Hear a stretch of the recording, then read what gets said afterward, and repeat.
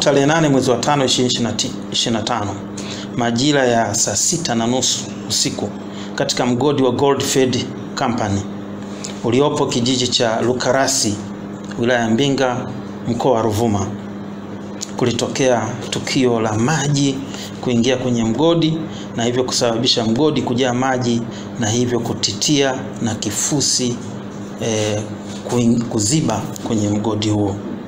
Kufuatia hali hiyo, wachimbaji watatu waliokuwa ndani ya mgodi usiku huo walifukiwa na kifusi hicho na hivyo kupoteza maisha.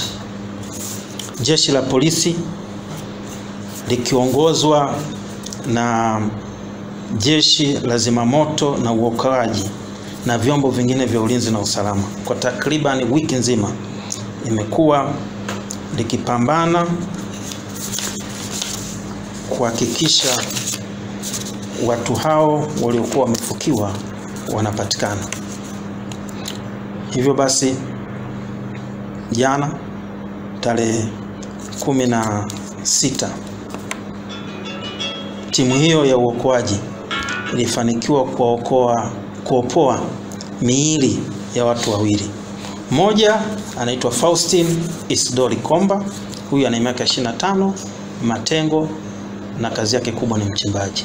Na wa pili ni Oscar Severin Komba, miaka yake ni 21, mchimbaji naye ni matengo. Na watatu bado hajatolewa ambaye ni Edson Kevin Komba, miaka 33, naye ni matengo. Watu hawa wanatoka kwenye familia moja.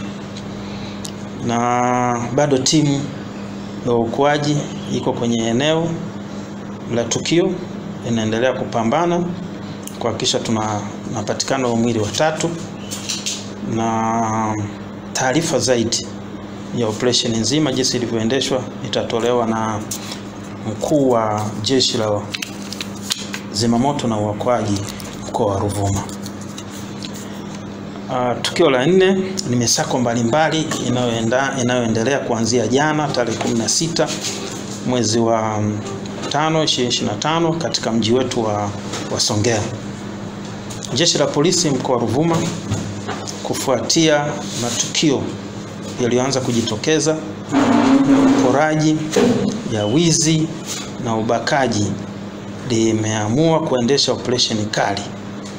Na jana tarehe 16 mwezi wa 5 2025 limeendesha operation hiyo na kuwakamata watuhumiwa wanaojihusisha na unyang'anyi, wizi na ubakaji wapatao 24.